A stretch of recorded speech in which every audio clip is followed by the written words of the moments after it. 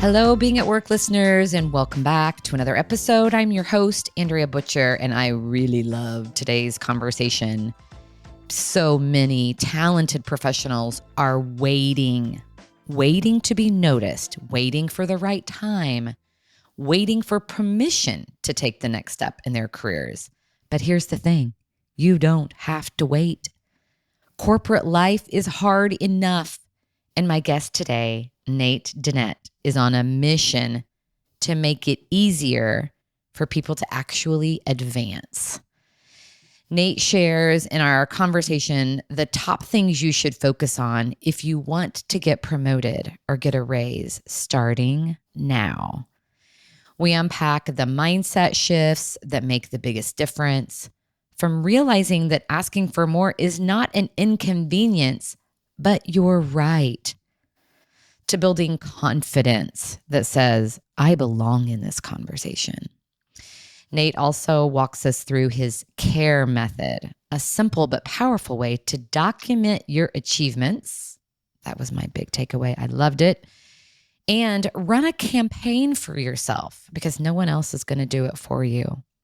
Since 2016, more than 55,000 people have gone through Nate's program, and his approach continues to empower professionals to take control of their growth and get what they've earned. Nate Dinet, welcome to Being at Work. Thank you so much for having me. I'm super stoked to be here and to get to talk to you today. Well, it's such an important conversation because there are so many people that are feeling like, I'm working so hard, I'm adding value, I'm doing all the right things, and yet they feel stuck. They're waiting for someone to notice. So why do so many capable people get stuck waiting instead of acting? I think a lot of it stems from two places. One is from a place of lack in confidence. So you've been in a role for a while and you don't necessarily want to rock the boat and you want to not upset anybody or potentially draw negative attention to yourself or put yourself out there and realize that your contributions aren't as valued. So I think there's you kind of psych yourself out for lack of a better reason.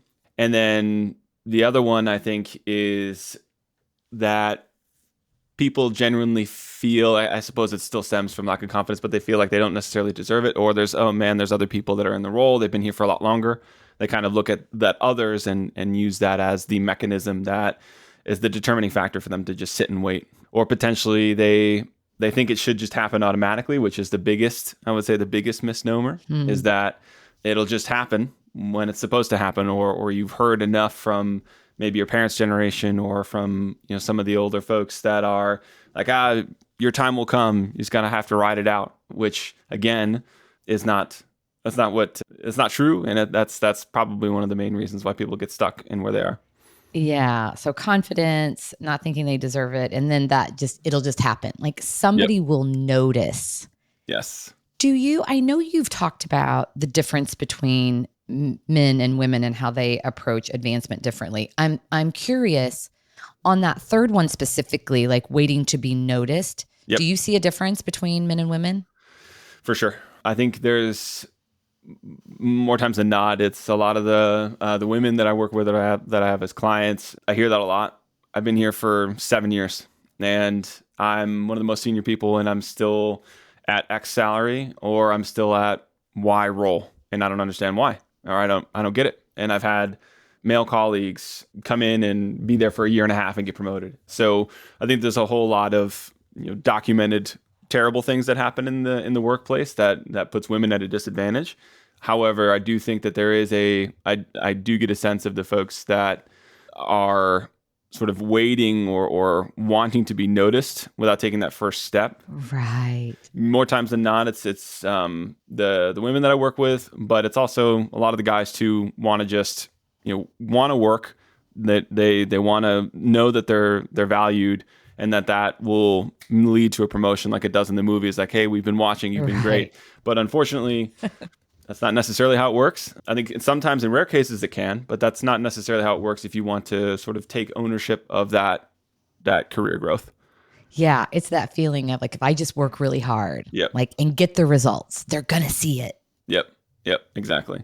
Yeah. And it's such a common thing. I can very much relate to that. I'm sure you can too. Yeah, for sure. That's how like Yeah. most of my early career, I started in that space of, hey, I feel that I'm doing a lot of good work, and then that's kind of how I started long before 2016 of Hmm. like feeling that I was consistently doing a lot of good work, and every year it was like an attaboy pat on the back, like, hey, here's your 2.5% salary increase, and here's your, you're going to keep doing the same thing, keep doing, you're meeting expectations, Right. which was like, I feel like I'm exceeding. You say that I'm meeting, which is a whole like, that's like there's a broken annual review process cycle, anyways. But Yeah. I totally can empathize with that thinking, and I knew that there was a different way to do it, and I knew that there was a more, there had to be some type of advanced track that you can take to accelerate there. So that's when it kind of started at that early career days of noticing how people got promoted and how others didn't. Yeah, it's great. Well, and so a program was born out of a real challenge, a common challenge that you yourself could relate to. Absolutely. And so you say, so to counter this challenge, like we've got to run a campaign for ourselves. I love that language. Hmm. But gosh, that can be hard. So is For sure. that the foundation of your program? That's a real big aspect of it. The Okay. I would say before we get to the campaign is it starts with the CARA method, which you mentioned at the top, because it starts with the, like, when I, whomever I work with, or for the folks that have taken all the online programs that I have, it always starts with you, always starts with the individual. And we talk a lot about what are your contributions, and that's what the CARA method is really designed to do, is your current activities, what are your responsibilities, and where you've gone above and beyond. So CARA. So And talk through that acronym. I missed that. yep, So current. current activities is C, Okay. accountabilities, responsibilities, and above and beyond. So CARA. And the it's really, really important for you, anybody that's listening to this right now, the number one, if you take away one thing, if you're not doing it already, put 30 minutes on your calendar every Friday, and every Friday document your current activities, what you're supposed to be accountable for, what your responsibilities are, and then the most important thing is where you went above and beyond, because no one else is doing it. No one else is sitting down and saying, "Oh, okay, Jessica she kicked ass this week." You know that Hmm. because you're there. And a really valuable lesson that I learned from folks when I was in consulting a number of years ago is to do that. And that's where our campaign starts, is I want a documented record of all the things that you're doing, because most of the time when I talk to folks that are working with me or that are thinking about working with me, they know that they're contributing at a very high level, but it's very difficult to pinpoint, like, what is the corner of your campaign? What is the thing that you can say, hey, I did this when no one else did that? And it starts at that documentation layer of saying, these are the things that I did week over week, every week. It might seem daunting or exhausting, but if you just spend 30 minutes writing it down every week, it's one of those things that's like interest in a bank account. It builds over time, and you can start to pull out those, oh, damn, I really did increase 20% sales, or I did close this when I was facing this, or we did reduce the bug count, or whatever those stats were that I don't Yeah. remember what I did 2 days ago, let alone 6 months ago when I'm on the ground during the day. Like, it's very difficult to comprehend all that stuff. But if you can capture it at the end of every week, you can start to build that list of what your contributions are.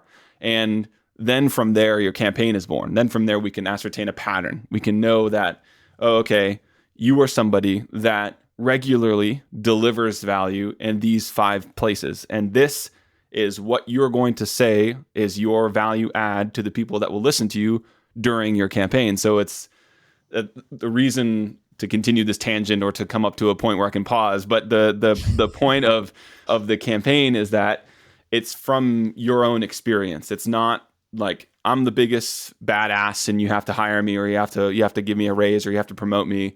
That's not what this is, because that doesn't work. Like the snake oil Right. salesmen will say, You like, got it. be Yeah. ambitious, come into the room, own it. Like that doesn't make that's bullshit. Where it is really good is when it is actually associated to what your contributions are, actually associated to who you are and what your style is. And then we can build a customized campaign that you can then take and use as your mechanism to get a promotion or salary increase. Because it's real. Yeah. It also, I mean, you started with like, why do people stay stuck instead of like waiting? Because of confidence, and they don't think they deserve it. it feels like if you get in this rhythm, that's naturally going to build confidence For sure. and going to inform your brain of like, yeah, here's why I deserve it. Because here's all the things I've been doing. That's exactly right. And I've seen that happen time and time again with clients that I talk to and people that definitely want more of something, more responsibility, more salary, whatever that is, but they don't necessarily know how to get there, or they don't necessarily feel like they deserve it, even in parts of their brain. Yeah. Like they know that they do, but they also Right. feel conflicted because, their internal voice. But as you start to document this out, a lot of the conversations that I have is saying, hey, look at everything that you did. Look at all this stuff that you've done. Look at all the adversity that you're facing. And a lot of times people don't give themselves enough credit for that, especially with like life and other crazy things that happen, or a manager that's totally absentee, or other conditions that people regularly face day in and day out. They don't give themselves enough credit for continuing to perform at the level that they are. Yeah. And just the question of like, where did you kick ass this week? Mm-hmm. It also, I think, what a great thing to do within a team. I mean, I'm just made a note. I'm going to challenge my team on Fridays. We have a group text. Let's all share. Where did we kick ass this week? Because it's energy For sure. going in to the weekend, to the next week. The other benefit I see, I mean, there's so many things. It's like stopping to celebrate wins is so good. But also, it forces you to think about what you're responsible and accountable to. Mm-hmm. So it feels like it also gets you in this rhythm of then at the beginning of the week, like, what are the things that I want to kick ass at this week? Exactly. It has that cyclical effect. And that's sort of like my hidden goal is that I want you to document Yeah. in arrears. Like I want you to document how it happened, but then it also forces you to think ahead. You'll start to do it if you actually legitimately do it for 2 weeks in a row. It will have an immense impact on how you plan your week ahead, of saying, what are the opportunities where I can come in and do different things, or what projects can I take, or what are my responsibilities, and where do I already know that I'm going to be requested to go above and beyond. So it's not rocket science. It's the easiest thing that you can do, and it has tons of benefits. There's pretty much no downside to it, other than you give yourself so much mental clarity around how you plan your week, as well as, like you said, reflecting and celebrating your wins. Yeah, I'm doing it. I'm putting it on my calendar. I'm someone who naturally loves to celebrate and encourage the heart and recognize all the good things. So it suits my personality. I mean, because it feels like it just takes discipline and integrity to For actually sure. do it. Like, Yep. is that the thing that holds people back from this simple exercise? Yeah, I think there's also that simple, like the start problem, where you just have to take one step Yeah. forward, or just do one thing differently. There's a lot of anxiety built up towards it, like making a decision to say, hey, I want to do this, and then as a result, it will help me build towards that. Like I want to start writing down my week, so that I can have a more solid foundation to ask for a raise or ask for a promotion, is a really Right. big cognitive step for a lot of people to make, because you're telling yourself, or you're committing to yourself, that you want something to change. And Yeah. a lot of times that's a pretty scary commitment to make, because we're all very like, I don't want to rock the boat. I want things to be copacetic. I don't think I deserve it.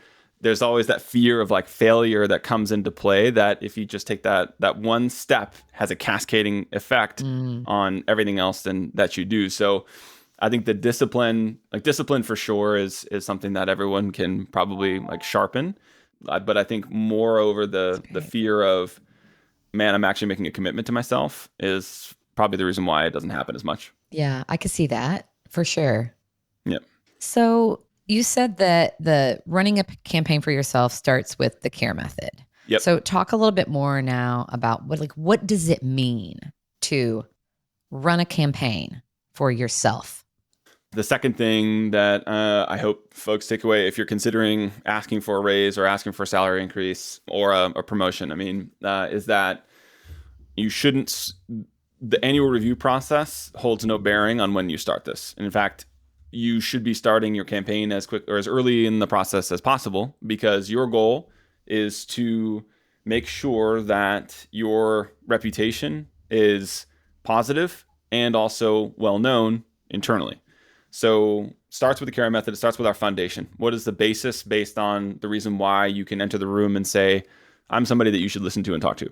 We'll find something in the CARA method. And if you don't have anything in the CARA method, then talk to me and we'll figure out a plan for you, or we'll figure out the path to make that happen. That feels like a whole other conversation. Yeah, that's a whole other conversation. Yeah. If you can't find anything, Yeah, you're not giving yourself enough credit, or there's other things that you can do, or something's going on. But with the campaign, it starts with your line manager. If you have a line manager, you should be regularly reporting. The easiest part of your campaign is that you should be regularly reporting on the things that you're doing. And you already have a ready-made solution for you in the CARA method, where you can just talk about, hey, here's what I did, here's what I went above and beyond. Just wanted to share this with you so you could be aware of it. That's step one, and that's a huge base of your campaign, because a lot of times, I think it's like 70% of a person's career trajectory at any given moment in time is up to their line manager. So you have to have a line manager strategy. You got it. So important. I suspect there are people listening that would say, Nate, that's great, but I don't have that kind of relationship with my line manager. He or she would think it was bonkers if I started advocating for myself. Well, I mean, that is not uncommon at all.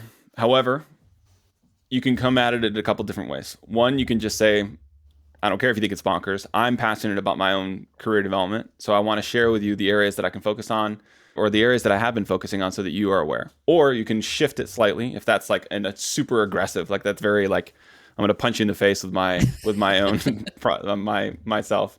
But a different, slightly altered way is saying, hey, I'm really passionate about developing in my career. And as a result, I've started to document some of the areas that I'm spending time on. And I really want to get your perspective on what it takes to be successful at the company, and what it takes to be successful in a similar type of role, because I'm very interested in advancing in my career over the next 6 to 12 months.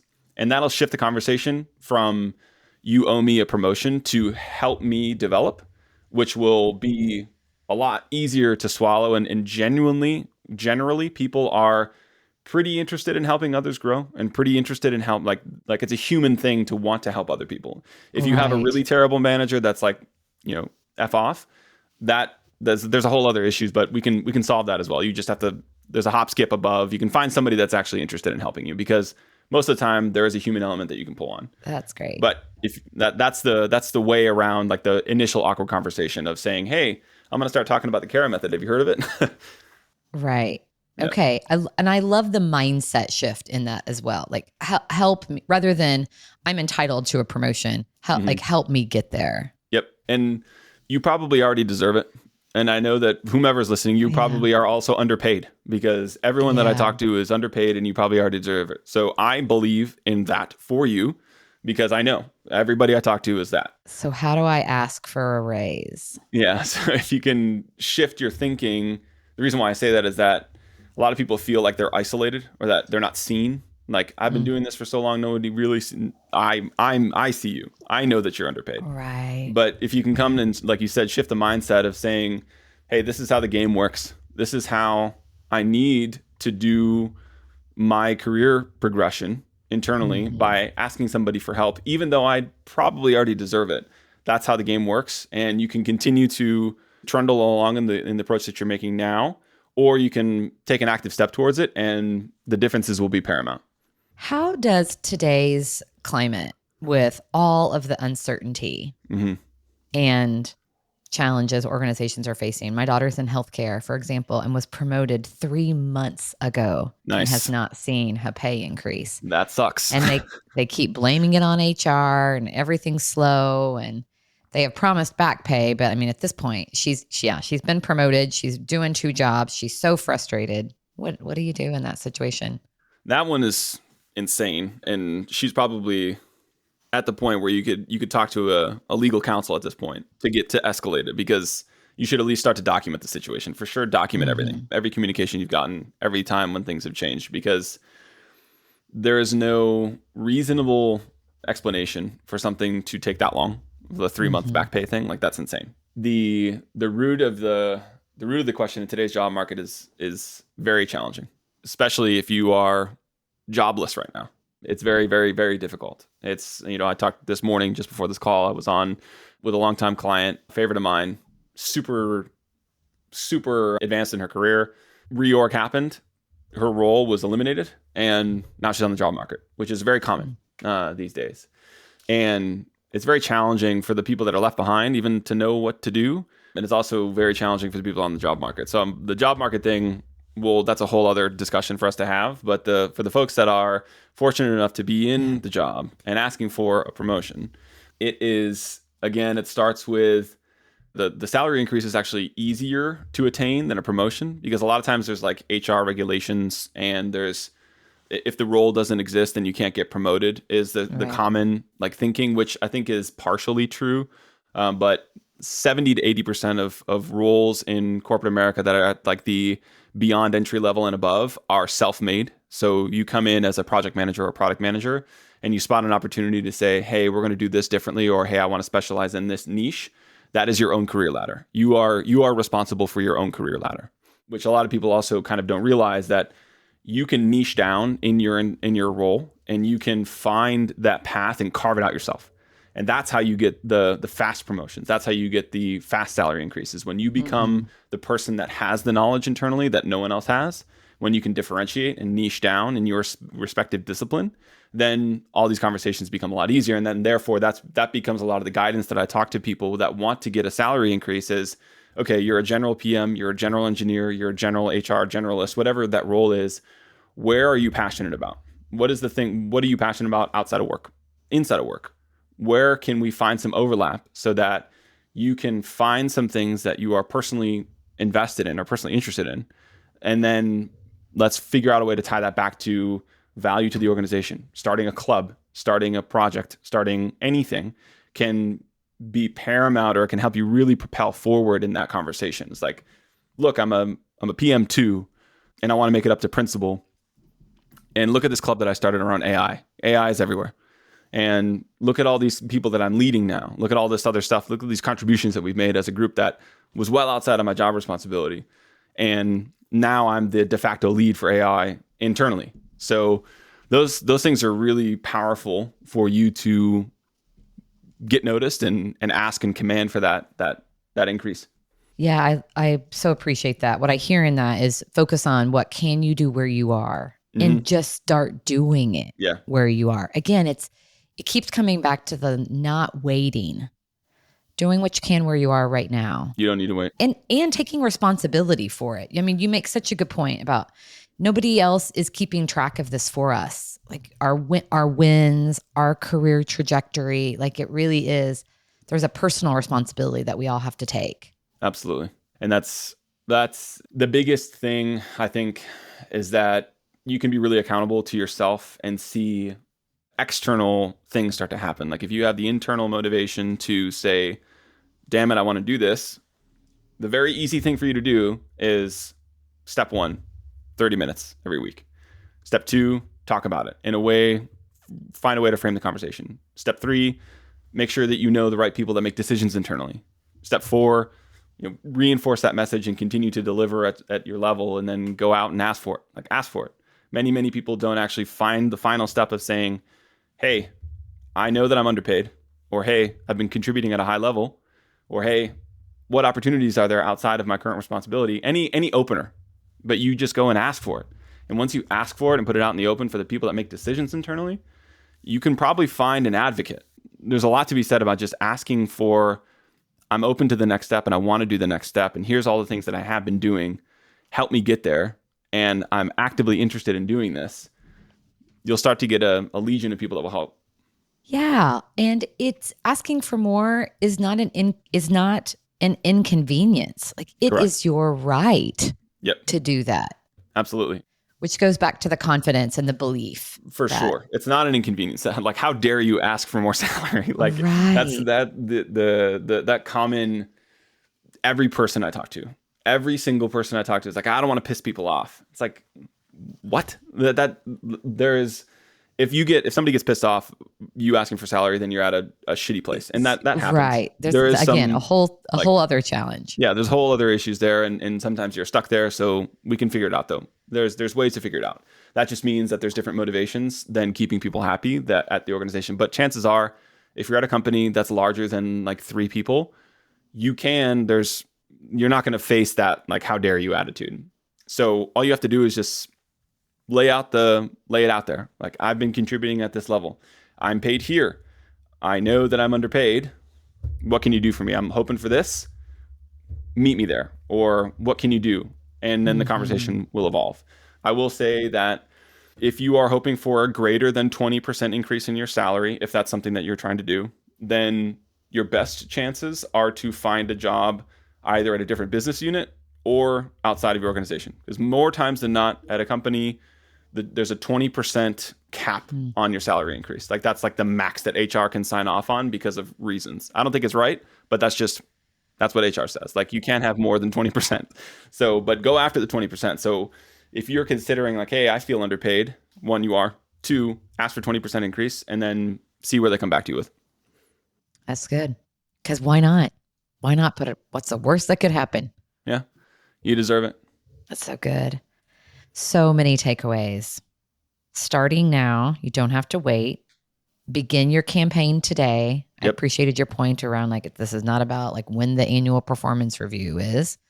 It's like, start now.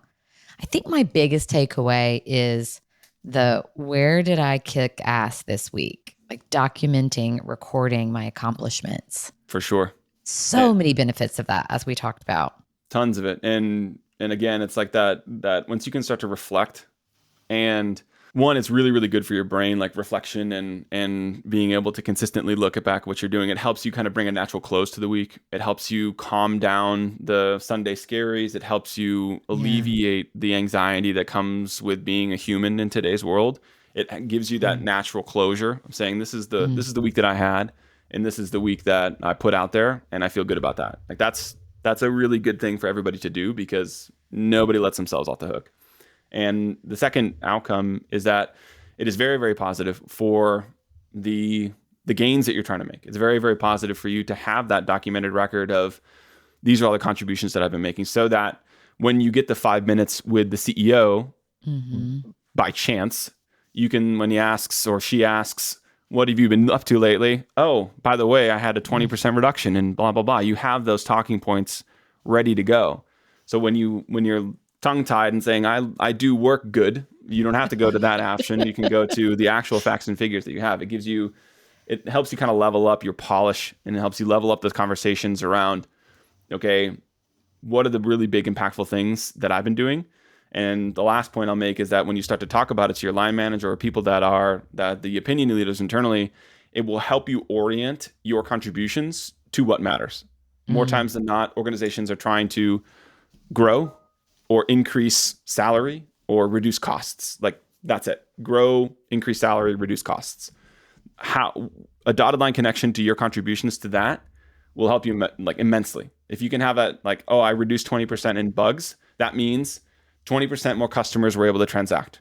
Or that means the cost of a customer through our marketing channels dropped by 20%. That means our CPAs or our margins on the customers, our lifetime value is significantly increased over the next 2 weeks. If you can start to associate that, you can start to have the so what about your contribution? Help me connect that. Those conversations will help you get to the point where executives or senior leaders or directors will hear what you're saying. Yeah, the so what? Like not only am I kicking ass, but here's the impact that it's having. Yeah, the impact. Yeah. You have given us so many good insights in this short 30 minutes. You have a whole program around this. If someone is interested in that, where can they learn more? Because 55,000 people have gone through your program. Is it global? Globally. Super humbled by that number. It's still like, it's crazy. Congrats. To me well, you're solving a problem.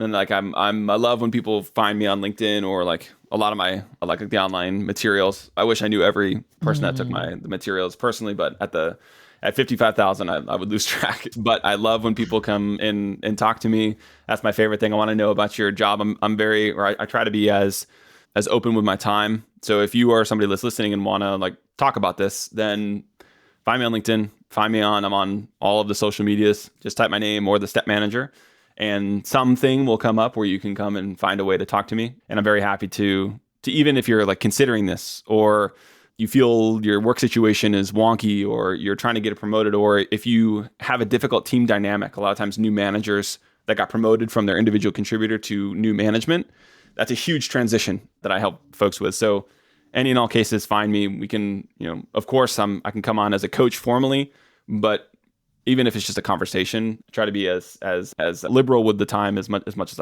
I possibly can, because I know that it's really, really important for people. And to just have that person in your corner, it makes all the difference a lot of the times. Yeah. So if you're listening to this and you're not feeling great about your current situation, like that's a problem we're solving. And so connect with Nate on LinkedIn, learn more about the great work he's doing.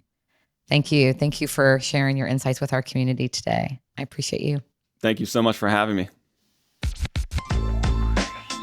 Thank you so much for tuning in to this episode. Let's connect to go a bit deeper. How can I help you?